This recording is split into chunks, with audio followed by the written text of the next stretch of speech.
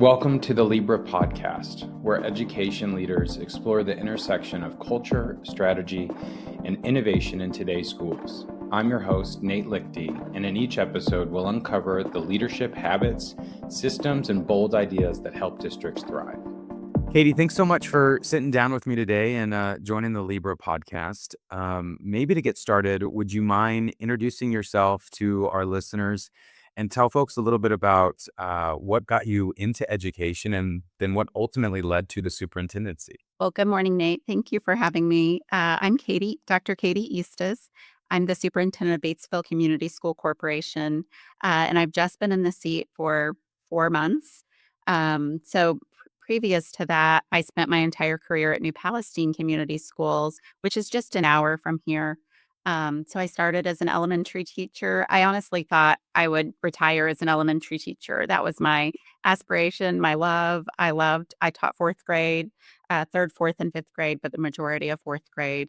And all along the way, I just kind of got tapped by people. So my principal at the time said, "Have you ever thought about being in administration?" And like, no, I hadn't. But just those little taps always made me think, like, is that something I would enjoy? And so he started having me, as many of the listeners I'm sure do as well, just fill in on the days that he was in a meeting or at a conference. And I fell in love with school administration. And so um, my first admin job was dean of students at our middle school. And so coming from that elementary background, I'm like, well, I even enjoy middle school kids. I don't know. But when I got them, one-on-one for different situations, they were still little.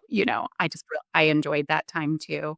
And like we all do, I just kept saying yes to different opportunities that were presented to me. And so at our middle school, I was dean of students, and then I added athletic director, of course, because why not? So I did that for a number of years. And then our superintendent at the time was retiring, and he called me one day and said, one of my final things I'd like to do is make you principal of our elementary school. And so I got to be principal of the elementary school for 6 years, and I loved every minute of that. Once again, I got the tap. The next superintendent, after a bit of time together, said, "Have you ever thought about central office?" And I'm like, "No, I haven't." Actually, I said yes. And she said, "What are you doing about it?" And so I think the next week I signed up for my EDS. And so the following year, I moved over to our central office as the director of special education. Uh, Wow. so that's really important work. I really enjoyed all of my time doing that. Once I finished my EDS, then I added HR. I think once I added HR, my title changed to assistant superintendent. So I spent 6 years at central office before I moved into this role of superintendent. I imagine, and I know that you're kind of, like you said, you're 4 months, 6 months into this role, but I imagine having that level of foundation has really set you up for kind of moving into this position, but also giving you a different sort of outlook, I think, on the role.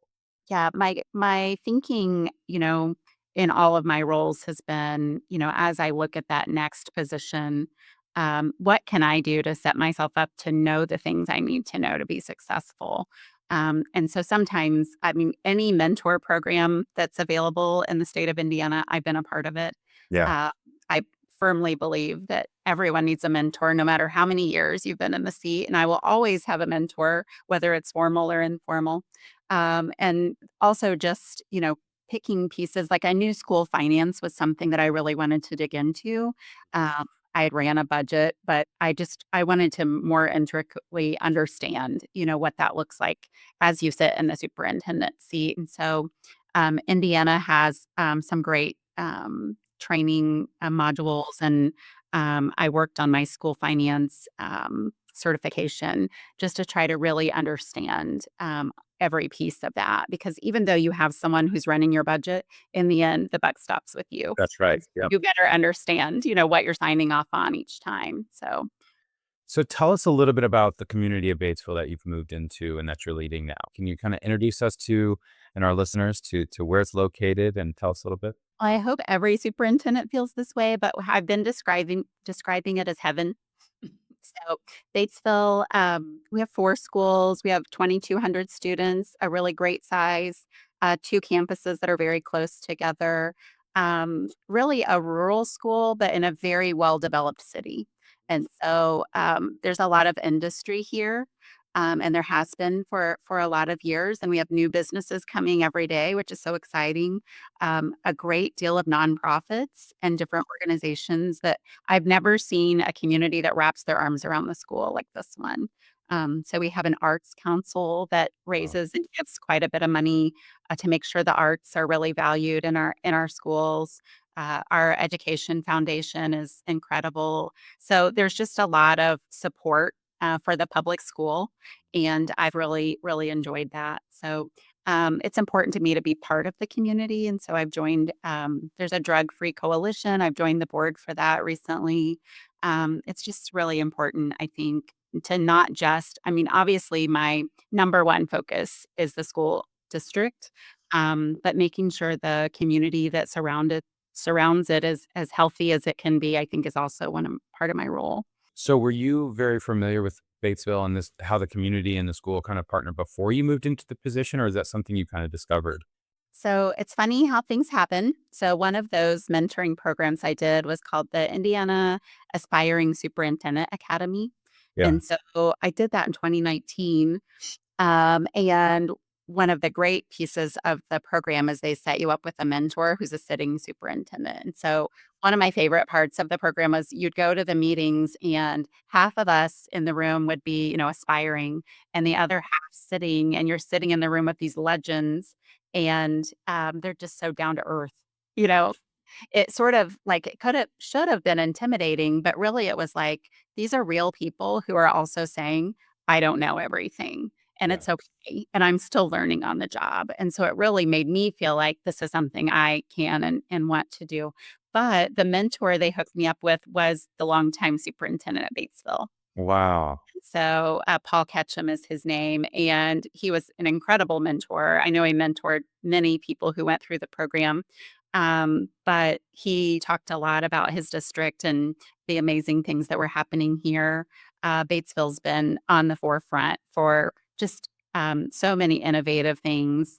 We're the only Mandarin immersion program in the state of Indiana. Uh, Wow. and so that's just an amazing thing to be a part of. We're really at the forefront of, um, infusing different career paths for students within the high school. So we're a forward next generation learning district. And so that's really pushed our strategic plan. Like I say, it's a strategic plan on steroids. So he would talk about we have a very strong association with Ivy Tech in our town, and many students throughout the day spend time over at Ivy Tech during their high school day, which I think is amazing. So just all of these really innovative things that were happening, Paul was sharing with me. And so when the job came open, I said, I think I want that job. Yeah. And so it just seemed like a really natural progression. So talk to me a little bit about, speaking of Paul and kind of the legacy he has with coaching and mentoring and what he's done, and he spent, didn't he have 9, 10 years in the district? Like he was there, he exceeded the, what has become the quote unquote like 2 to 3 year norm, right? By far.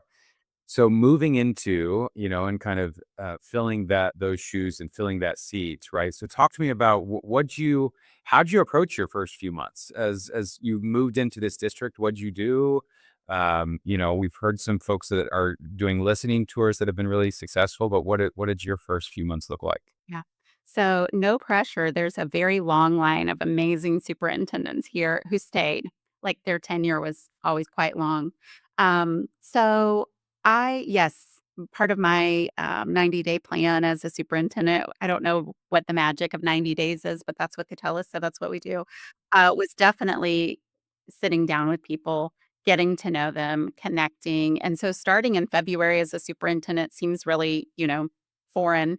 But it was really wonderful because the school year had already, been rolling, staffing was already done, students were, far into their classes with their teachers. And so my job really was to get to know the community, get to know the people in the school district. And so as I interviewed for the position, I told the board, like, here's my progression of who I'm going to meet with and when. And I wanted it to start within and move its way out. And so I sat down, with each of the board members individually, with each of the administrators. I had a unique opportunity that I don't think a lot of new superintendents have. Of our 4 buildings, I've hired 3 new principals since I've Oh, been in the wow. and so new to their building. One of them moved from one building to another. But what I decided to do when I started each of those hiring processes for principal of the building was I sent out a survey to staff, like what is working, what's really important to you that must stay put in your building, and what characteristics are we looking for in our next leader, where are some gaps, that we might want to consider. And then that tells part of the story. A survey tells part of the story, but then I held focus groups. So, for example, at our middle school, I had a focus group with our office staff and with a group of like their department heads, and really heard the story of like not about a certain person, but what are the characteristics that we're looking for in our next leader. And Yeah. that was super insightful. Our teachers really want a strong, positive culture. And Yeah. so, what does that look like when we're hiring someone? And so, might as well use AI, right, Yeah. Nate? So, I took all of that data and I poured it into an AI platform. And um, after I read it all, I think that's an important part. And it helped me develop a draft of questions that we would ask our candidates. And so I really feel like we were able to honor the voice of the staff, and we, at a couple of the buildings, we surveyed parents too. And so I just poured all of that data in and said, help me devise what are the characteristics we're looking for and what questions might be asked to be able to like reveal the person who best matches those. And it Yeah. seemed to work really well. When you kind of looked at the data from your surveying, the focus groups, and then these interviews and kind of how that all kind of surmised together, was there anything that was surprising that you didn't expect to kind of show up or populate in there? Yeah. That's a great question. A theme that came up again and again was culture. It's just so important to our staff, like knowledge and having the right, qualifications is a given. But can you lead us to make sure students, staff, anyone who walks into the building understands like this is a great place to be? And Yeah. so that didn't surprise me, but it affirmed that I was in the right place. Well, and so it's interesting that that comes up or came up is because so we were just talking before this, your dissertation is in culture. So talk to me a little bit about how you started to take that when you have your team and community really asking and sharing how important culture is. And then you've got your dissertation. Talk to me about how you're starting to kind of blend these two things together and what it looks like for the future in terms of, strategic planning and all of those things as you lead the district. Yeah. So, my my study ended up being qualitative. And so I sat down with superintendents. I had looked at some data on school culture, and really I focused on how closely did the superintendent match to their assessment of their school culture compared to how their teachers assess the school culture. So I looked at that match and then I interviewed some that matched very well. Like these people understand their culture. And then, most fascinatingly, I interviewed some superintendents whose culture didn't match very well with what their teachers were saying. And so then I asked questions. One of my topics that I love to study, think about, and kind of like infuse in my personal life too is this topic of habits. And I always say the good kind, not the Yeah. bad kind, good kind. And so I ask questions that help me develop a list of 10 habits that superintendents exhibit if they know their school culture. That was fun work. I couldn't believe it ended up being 10. I'm like, this seems like, I superficially imposed 10, but there really were 10 that emerged. And so that once you know that kind of information, you can't unknow it. So it's everywhere you look. I'm seeing these 10 habits, right? Yeah. But certainly as a new superintendent, it's always in the back of my mind. Like, am I doing these things that can help me, understand the culture in my building? I think to think that you're going to change it, culture takes a long time to change. But if the first, building block is making sure you know what it is. So some of them are obvious, like being present in the buildings. Well, how are you going to know the culture if you never step foot there? If you stay in your comfy office or what have you. So being really authentically present in schools. And I think my research revealed like sort of like maybe an hour a day you're in a school building, and making sure you see the things that are happening. It's really hard to make decisions about things that you never see. So I thought that was really, really interesting. One of my favorite things that emerged was this concept of delegating with caution. So we always hear like, delegate, delegate. If you're a good leader, you're going to make sure you delegate things. But really, the research, you should keep your thumb on things until you trust the person that you're delegating them to. And the more you trust them, the more you can release that, control over that topic, whatever it is. Yeah. And that if you delegate too much, you might lose control or lose sight of what the thing is. So that was a really interesting concept to me of just delegating, but making sure you trust before you completely let go of that thing. And that seems to me in these first few months of being a superintendent so important, Yeah. because the buck actually does stop with you. Right. And so you can't sign something you don't know what you're signing. You have to always know what the thing is. But the more you trust the person who's handing you the thing, the more you know it's okay. And so I thought that was really fascinating. There was one interview I did, and the superintendent said, "Well, that's actually not my job.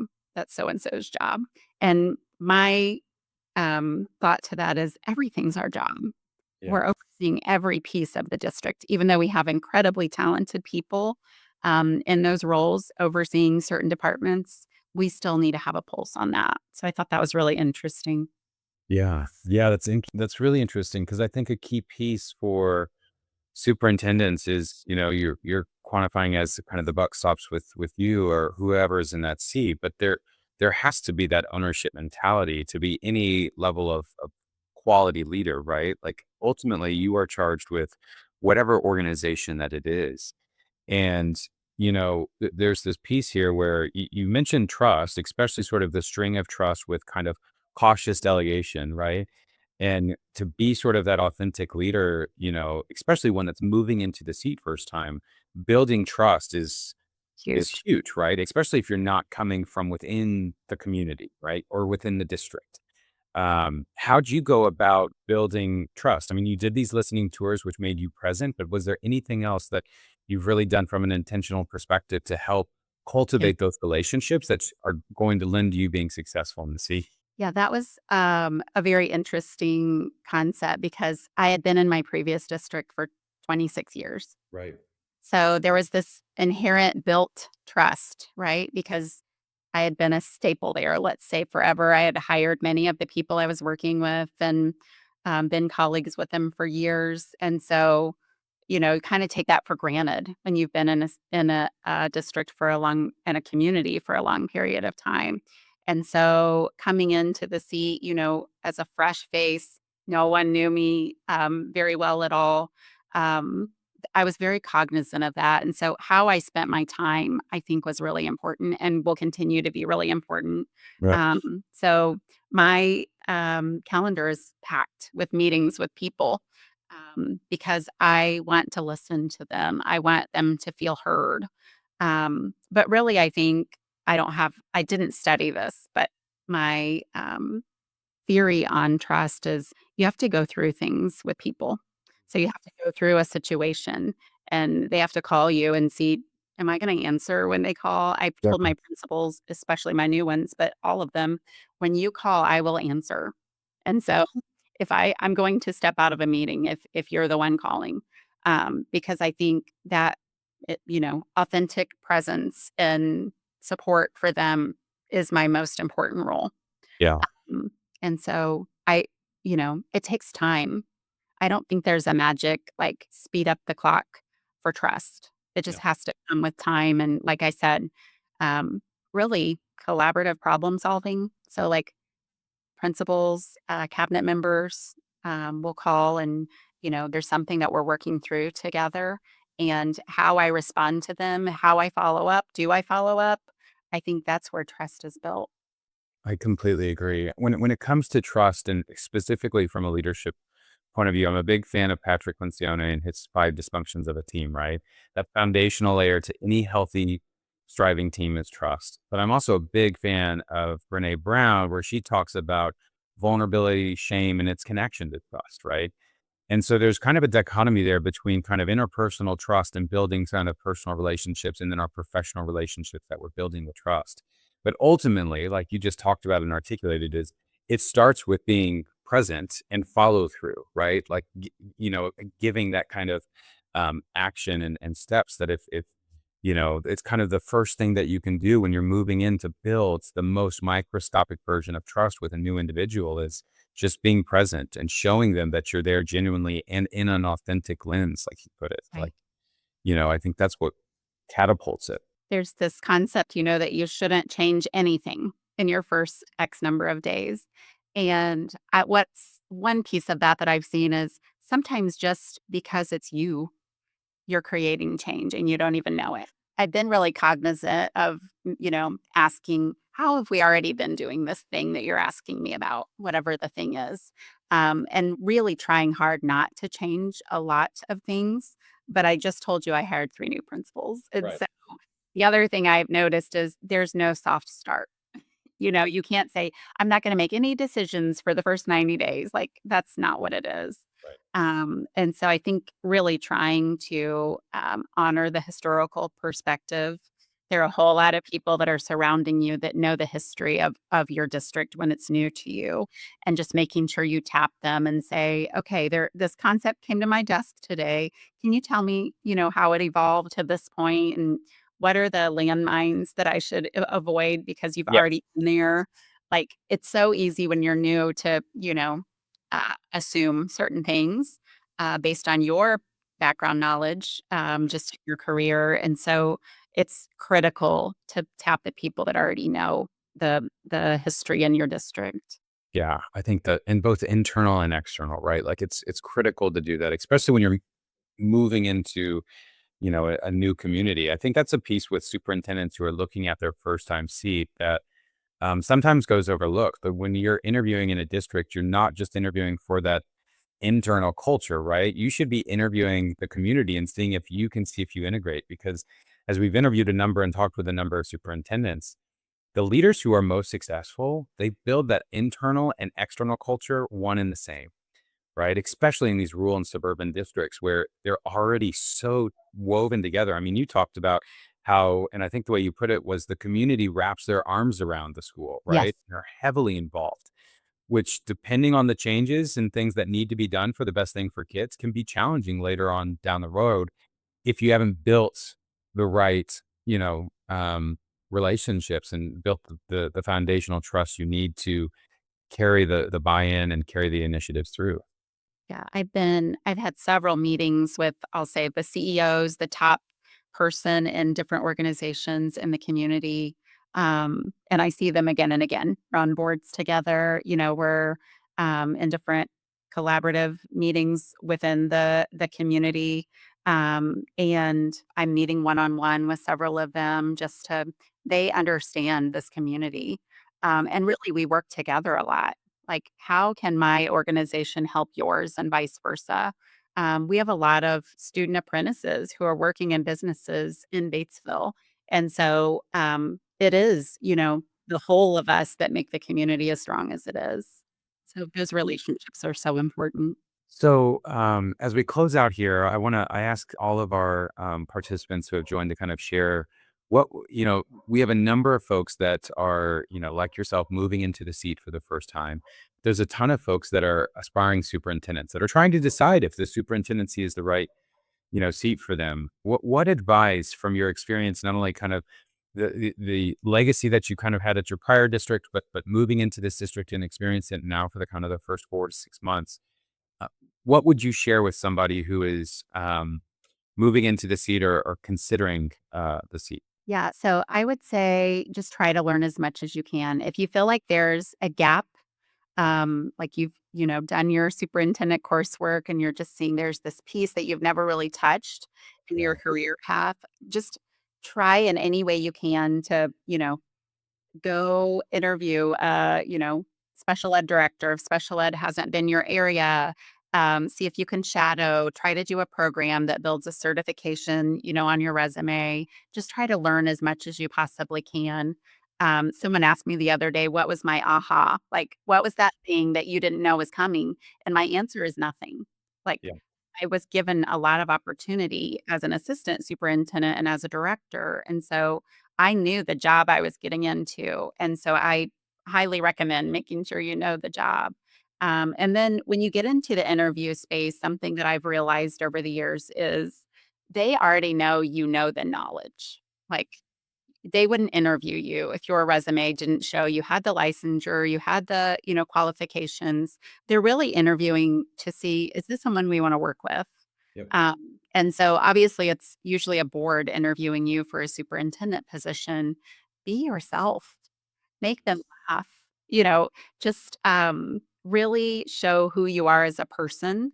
Um, don't, I made the mistake over the years sometimes of trying to show them I knew all the things. And then I wasn't like actually getting my personality through on Yeah. the interview. And like it or not, this is who I am. And so they better know that when they're interviewing you. So obviously you're doing all your homework about the district, all the things, but just making sure that you kind of try to keep it light, in the interview process so they can see who you really are. Yeah, I think that's so important for that interview process, and I love the way that you just articulated it about, they know that you have the credentials and the credibility. That's what got you the interview, but showcasing and who you authentically are just as an individual in the interview process so that and that's vice versa, right? So to see if they wanna work with you and you wanna work with them, I think that's the best way to, set up the right relationship between a superintendent and a board. Yeah, for sure. Awesome. Well, Katie, thank you so much for sitting down and sharing your insights and what the first kind of process looks like as you've kind of got up and running. Hopefully, we'll get to have you back on and hear more about the great things you're doing in your district. I would love that. Thank you. Awesome. Thank you.